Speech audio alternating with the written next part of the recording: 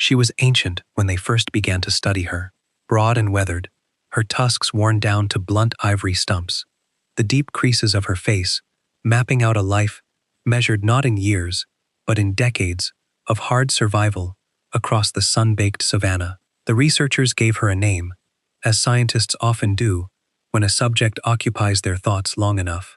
They called her Adayeze, a name from a distant human language meaning daughter of a king. It suited her. There was something regal in the slow, deliberate way she moved, in the unhurried authority with which she led her family across the cracked and dusty ground of East Africa's great interior. But this story does not begin with the woman Adayeze had become. It begins in the terror of a single afternoon, 40 years before anyone watching her now was even born. If you want to see more extraordinary stories from the wild places of this world, the stories that unfold over lifetimes and generations, stories that science is only just beginning to understand, then stay with us. This is exactly the kind of journey we take together, and every new subscriber makes it possible to keep going deeper. 40 years is a long time for a human being.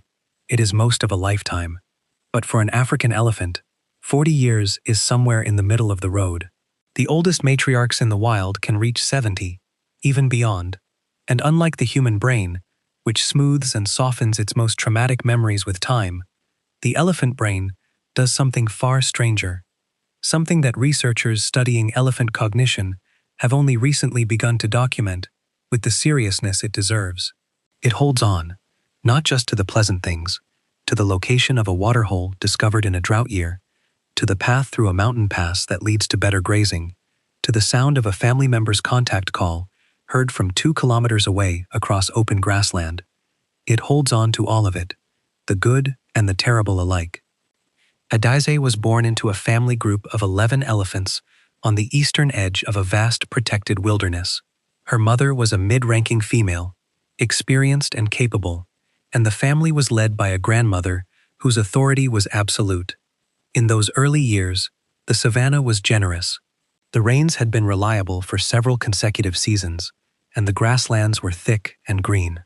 Adayeze was a confident calf, curious and bold in the way that well-nourished young elephants often are, always at the edge of the family's protective circle, always pressing her luck against the invisible boundary her mother tried to enforce.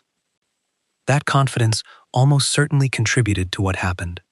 She was 3 years old, still nursing, still entirely dependent on her mother and the tight network of aunts and older cousins that surrounded her. 3 years old is old enough for a calf to walk long distances, old enough to begin experimenting with solid food, but not old enough to survive without the family, not nearly old enough to understand the full vocabulary of danger that the savanna speaks in rustles and scents and silences. The family had moved into a section of thornbush country in the late afternoon, following the grandmother's lead toward a lugga, a seasonal river course, where water pooled in sandy depressions even in the dry months. It was familiar ground. They had visited this lugga many times before. What none of them knew was that a coalition of 3 young male lions had moved into this territory from the north over the previous 2 weeks. Young males, recently expelled from their natal pride, are the most dangerous lions on the African continent in terms of their willingness to attempt kills that older, wiser predators would typically avoid. They have not yet learned the boundaries. They have not yet refined their calculations of risk and reward. They are hungry, unproven, and reckless in the way that youth combined with desperation tends to produce. The largest of the 3 was a male with a still developing mane, the dark edges of it just beginning to fill in around his face and shoulders. He had a notch in his left ear from a fight with a hyena during his first months alone. The researchers who later documented this story, working backward from photographs and field notes, identified him from that notch. They gave him a number rather than a name, as is the practice in serious field science. But in the notes of one researcher, jotted in the margin, he appears once as the notched one. The notched one made a catastrophic error of judgment.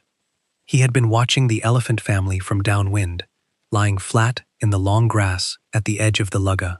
In the fading light, he had somehow fixed his attention on the small figure of Adayeze, who had wandered, as was her habit, to the very edge of the group.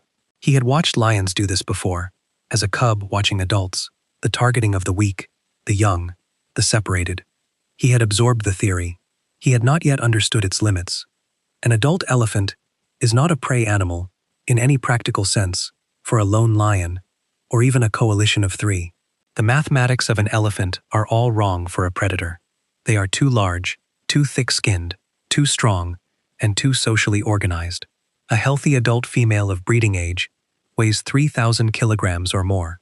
Even a 3-year-old calf weighs several hundred kilograms and has the protection of an entire family group programmed by evolution to respond to any threat with coordinated, overwhelming force. But the notched one, hungry and inexperienced, launched himself from the grass anyway. What happened next lasted less than 4 minutes. By the researchers' later reconstruction, the calf squealed. The family exploded into motion. 3,000 kilograms of panicked young elephant suddenly concentrated into noise and movement that would have been, to any sensible predator, an immediate signal to abort. The notched one did not abort. He made contact with the calf, his claws raking the calf's hindquarters before the rest of the coalition, startled and uncertain, scattered back into the grass. The grandmother came in fast, a matriarch in her prime, 53 years old, nearly 4,000 kilograms of accumulated life experience and defensive fury. She hit the ground where the lion had been. She screamed. The sound, researchers have recorded similar moments, carries at frequencies that roll across the savannah for kilometers. The calf died from its injuries 3 days later. The grandmother, and Adaze's mother, stood over the body for 2 days before the family moved on. This behavior, the vigil kept by elephants over their dead, is among the most documented and least fully understood aspects of elephant psychology. They touch the body with their trunks. They stand quietly in a way that suggests something beyond mere confusion. Whether it constitutes grief in any meaningful sense is a debate that continues in the scientific literature, but the observation itself is beyond dispute. Adaize was 3 years old when she lost her calf. Wait, rephrase. Adaize was 3 years old when she nearly lost her own life. The calf that died was not hers. At 3, she had no calf of her own. The calf was a younger sibling, born to her mother the previous season. A small female, with unusually large ears, who had not yet been weaned. Let us be precise, because precision matters here. It was Adaize's baby sister who died, and Adaize was close enough to the attack to have felt the lion's presence in the air before he struck. Close enough that her mother, in the chaos of the response, swung her enormous head and connected with Adaize's flank, knocking her off her feet in the rush to reach the calf. That impact left no lasting physical mark, but the researchers believe, based on what they would document 40 years later, that something else was marked in that moment, something deeper than skin. The science of elephant memory is not simple or linear. It is built on decades of field observation, on post-mortem studies of elephant brains, on playback experiments in which researchers use recordings of sounds to test recognition and response, and on the painstaking assembly of individual life histories through photographic identification and behavioral tracking. What has emerged from all of this work is a picture of a memory system of extraordinary sophistication and equally extraordinary duration. Elephants remember the calls of family members they have not heard in over 12 years. They respond with measurable behavioral change to the recorded calls of matriarchs who have been dead for a decade. They navigate by remembered landmarks across ranges of hundreds of square kilometers, returning to waterholes and salt licks and migration corridors that they visited only infrequently over a lifetime. The matriarch of a family group is, in a very real sense, a living library for that group. Her knowledge is not abstract. It is spatially mapped, temporally organized, and constantly updated. Remove her from the equation, and the family's survival statistics deteriorate sharply. But what about the memory of threat? What about fear? This is where Adaize's story becomes something that the researchers who documented it have described, with characteristic scientific caution, as remarkable. They are not given to hyperbole, these researchers. They have spent decades watching elephants, and they know better than most how easy it is to anthropomorphize behavior that may have simpler mechanical explanations. So when they use the word remarkable, it carries weight. Adaize grew up.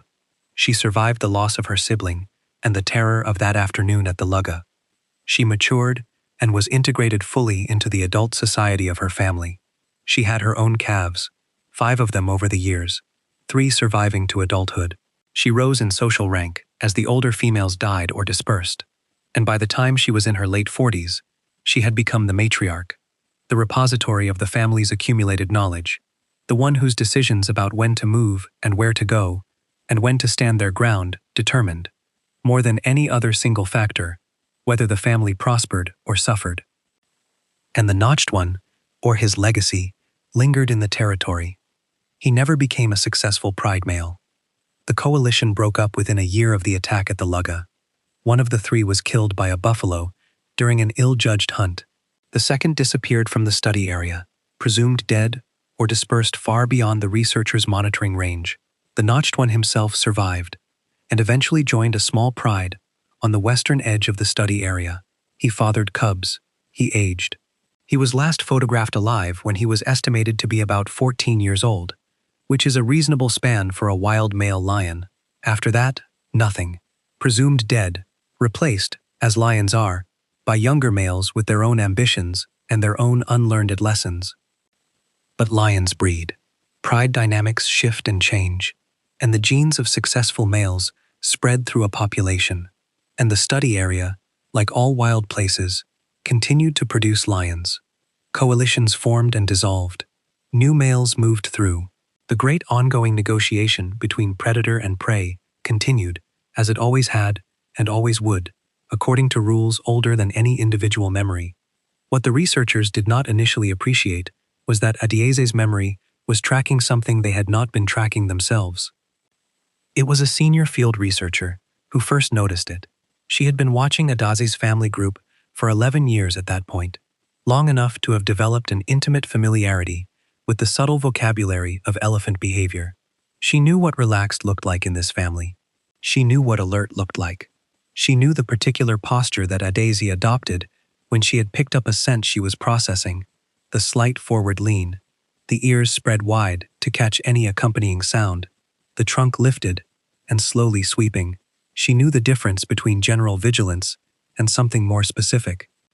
On a Tuesday afternoon in the long dry season, she was following the family group on foot at a careful distance, as was her practice during certain phases of the study. The family had come to rest in a section of open woodland near the southern boundary of the study area. It was a section Adieze had rarely visited in recent years, though earlier records showed she had brought the family here occasionally in previous dry seasons when grazing pressure elsewhere had been severe. Adieze stopped. The rest of the family stopped with her. That was how it worked with this family. When the matriarch stopped, the family stopped. The researcher stopped too, quietly. Adieze's trunk came up, the long, slow sweep, ears wide, forward lean, but something about it was different, sharper, more insistent. The researcher noted the time and wrote a single word in her field notebook. She wrote escalated, because the behavioral signal she was seeing was not general vigilance. It was the posture Adieze showed when she was processing a specific and significant threat. There were no lions visible. There were no lions audible. There was, as far as the researcher could determine at that moment, no immediate danger of any kind. But then Adieze did something the researcher had never seen her do in this particular context. She turned the family around. Not with the gradual, rumbling communicative process that typically preceded a change of direction, not with the patient maneuvering of calves and the gentle social coordination of a group at ease. She turned them sharply, with an urgency that rippled through the family instantly, and she moved them back the way they had come, at a pace just below a run. The researcher followed. That evening, checking the notes from the camera trap network that covered the study area, she found it. A young male lion, estimated at 4 years old, moving alone along the dry lugga course in the direction of the woodland section where Adieze had halted. Single frame, time-stamped 40 minutes before Adieze's turn. Far too distant for any visual contact to have been possible from where the family stood. But his direction of travel would have put him upwind of the family's position within approximately that same time window. 40 minutes. The wind that afternoon had been light and variable, as it often was in the dry season. Variable, that was the key word, because a variable wind doesn't carry a scent continuously or reliably. It delivers it in brief, partial waves, fragments, a small hit of information, enough for an extraordinarily sensitive olfactory system to register, but not enough, in most cases, to prompt a decisive behavioral response in an animal that had no particular reason to treat a single young male lion as a critical threat. Adiaze had treated it as a critical threat. The researcher wrote up her notes that evening and did not immediately draw any dramatic conclusions.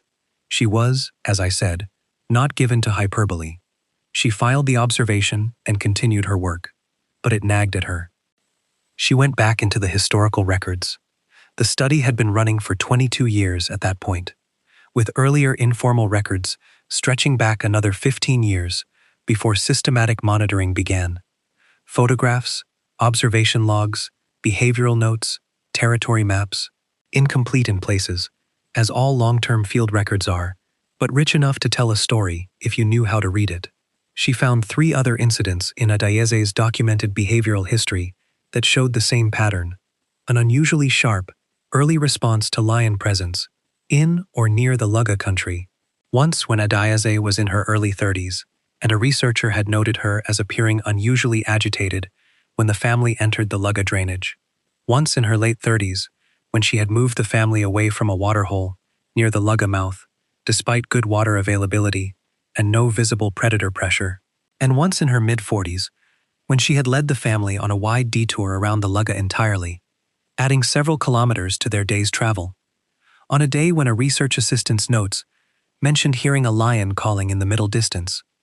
On its own, each of these incidents was nothing. Individual variation, idiosyncratic caution. The savannah is full of reasons for an elephant to be careful, and a single anomalous route choice is not a data point. But laid against each other, across decades, in the same geographic zone, they formed a shape that the researcher began, cautiously and with many caveats in her notes, to take seriously. She called a colleague, a cognitive biologist who had spent the better part of his career studying memory and trauma response in large-brained social mammals. They met at the research camp, spread the records across the table, and talked until the stars were out. He had a framework for what she was describing. Not a proven one, not a published consensus, but a theoretical framework built from the existing literature on elephant cognition and from comparative work on other highly encephalized social species, cetaceans, primates, the great apes in particular.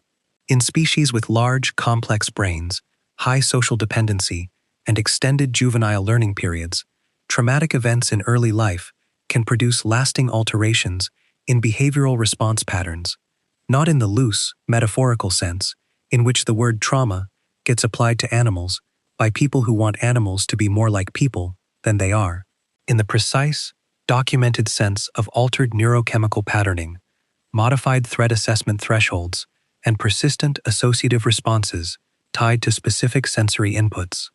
In other words, fear that has been specifically shaped by experience. Fear that is not generalized but directed. Fear that remembers what caused it. In elephants, this is plausible to a degree that goes beyond plausibility in almost any other non-primate species, because of the particular architecture of the elephant brain and the particular way in which elephant memory is organized. The hippocampus in elephants, the region most directly associated with the formation and retrieval of long-term memory, is exceptionally well developed relative to overall brain size. The temporal lobe structures associated with emotional memory and fear conditioning are correspondingly elaborate, and elephants live long enough and maintain stable enough social structures for early experiences to remain contextually relevant for decades, in a way that simply doesn't apply to shorter-lived species. A fear response laid down at age 3 could still be functionally active at age 43, because the environment that generated that fear, the specific geography of that lugga, the specific sensory signature of lion presence near it, remains part of the animal's lived world across that entire span. Adiaze had never stopped knowing what happened at the lugga. The researcher and the cognitive biologist designed a protocol, careful, controlled, non-invasive, built to test the hypothesis without disturbing the family. The core of it was a playback experiment, a methodology with a long and productive history in elephant behavioral research. They would use recordings, not of lions roaring, which would provoke a response in any elephant anywhere, but of the more subtle acoustic signatures of lion presence. The low, almost infrasonic contact, calls that lions use to maintain cohesion within a coalition or a pride. Sounds that are genuinely hard for human ears to detect, and that require specific experience and context to register as a threat rather than background noise. They would play these recordings in two contexts. At locations far from the Lugga drainage, where Adaze's family routinely moved without any sign of heightened anxiety, and at locations within or near the Lugga drainage, the area of the original trauma. They would measure response latency, the time between stimulus onset and behavioral change. They would measure response intensity, using a validated behavioral scoring system for elephant threat responses. And they would compare Adaze's individual responses to those of other matriarchs in the study area, animals of similar age and experience, who had not been present at or near the Lugga during the period of the original attack. The protocol took 3 months to implement properly. Permissions, equipment calibration, trial runs with control subjects, all of the patient groundwork that serious field science requires. When they finally ran the full experiment, the results were, by the standards of this kind of work, striking.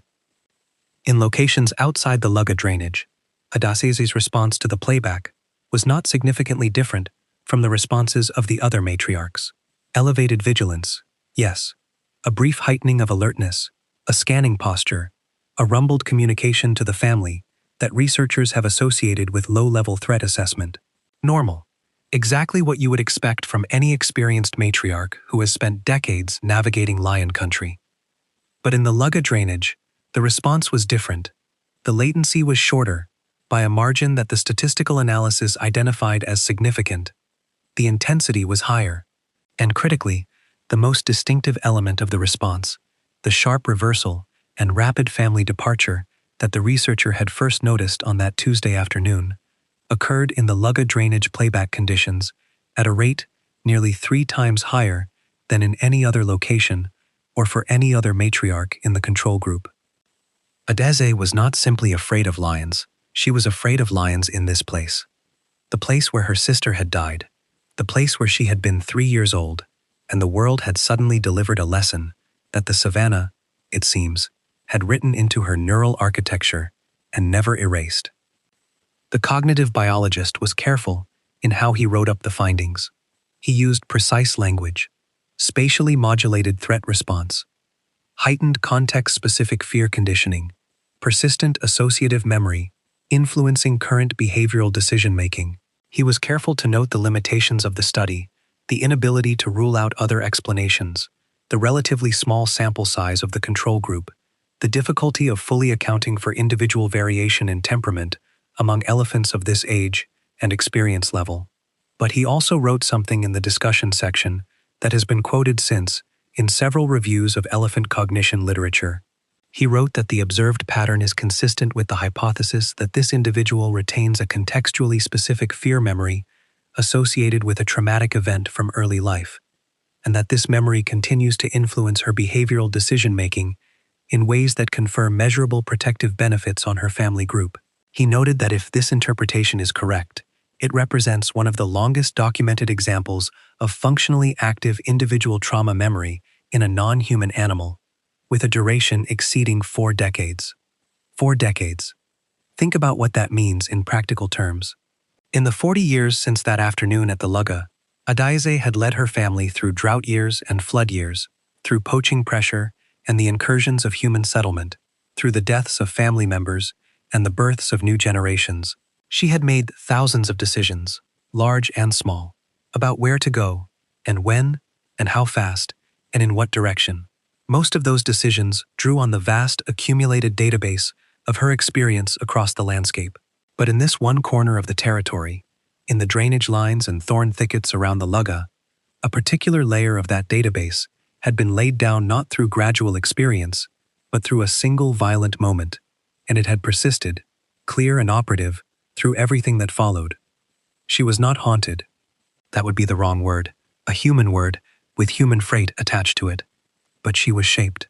She had been shaped, at 3 years old, by 40 minutes of terror and 2 days of standing over a small body in the sand, and the shape of that event was still visible in her behavior 4 decades later, still protecting her family, still redirecting the path of a group of animals who did not know why they were turning around, who trusted her because she was the matriarch, and the matriarch's knowledge was the family's survival, who walked away from the lugga and its ghost of danger without ever knowing what she knew. That is the thing about matriarch knowledge that is easy to admire and harder to fully understand. It is not shared in any direct way. It is not explained. The family does not receive a briefing. They receive a decision. And the quality of the decision depends entirely on the depth and precision of the knowledge behind it. In Adaze's case, the knowledge behind it went all the way back to the beginning of her conscious life, to the first real lesson the savannah had ever taught her, and it had never stopped being true. The lugga is still there.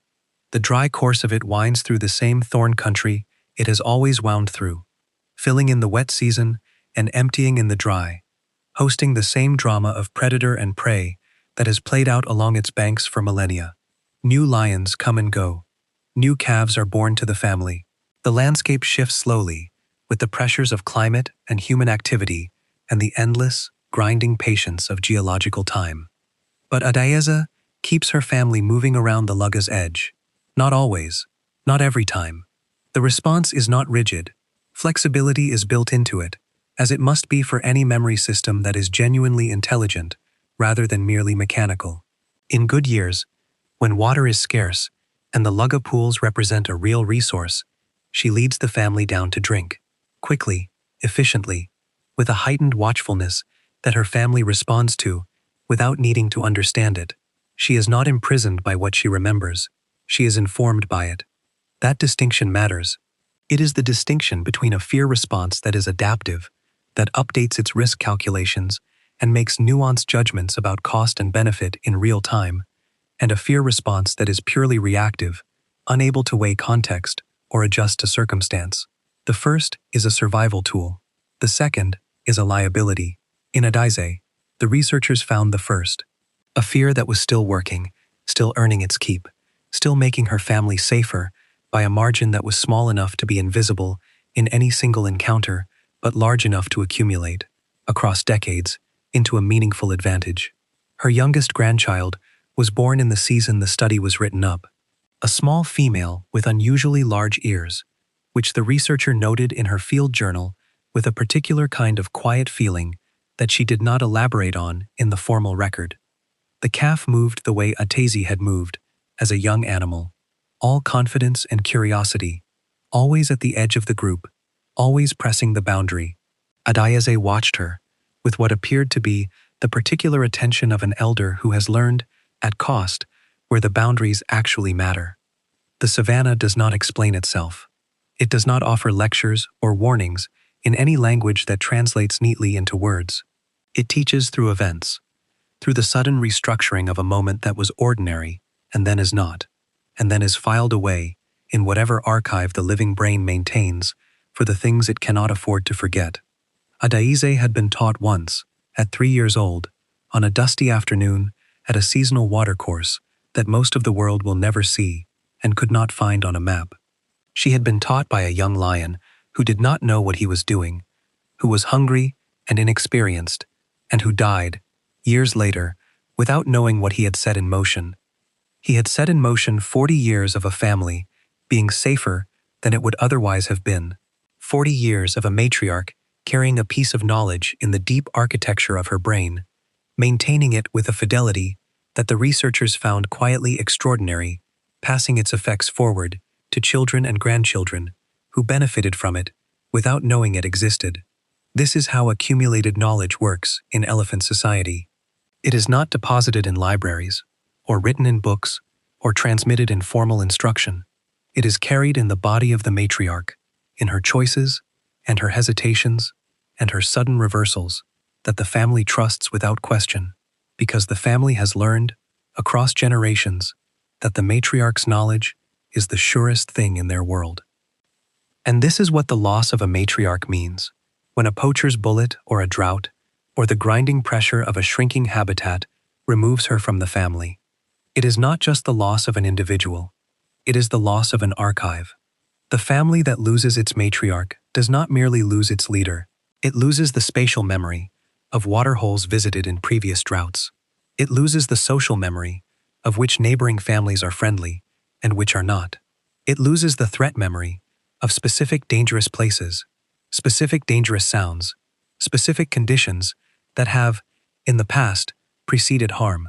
Families that have lost their matriarchs show measurably increased rates of poor navigational decisions, of dangerous encounters with predators and with humans, of the kind of errors that an older, more experienced animal would not have made. In Adaeze, the researchers had documented the positive case. A matriarch whose decades of experience, including the earliest and most formative experience of all, was still actively improving her family's prospects, still working, still worth preserving. She was photographed on a Thursday morning in the middle of the study area, standing at the edge of an open pan in the early light, her family arranged around her in the casual proximity of a group at rest. The photograph shows her in three-quarter profile, her left tusk describing a slow downward arc, her ears wide and relaxed, her trunk down. She is not doing anything in particular. She is simply standing in the early morning light, an old elephant in a landscape that has absorbed the lives of countless old elephants and will absorb more. And she is alive, and her family is around her, and she is, insofar as that word means anything about an elephant, at ease. The researcher who took that photograph has it on the wall of her office. She does not need to explain to anyone who knows the study why she chose that particular image. But when she does explain it to someone new, she says the same thing each time. She says she took it on a morning when she had been thinking about everything Adaeze had been through, and everything she was still carrying, and how quietly she carried it, and she wanted a picture of what 4 decades of remembered experience looks like from the outside. And the answer is, she says, it looks like that. It looks like an old elephant standing in the morning light, deciding which way to go. Out here, on the savannah, the relationship between memory and survival is not abstract. It is written in every footpath worn into the landscape by generations of elephants, following routes that their matriarchs remembered. It is written in every successful evasion of a predator who could smell the family from downwind and found that the family was already gone.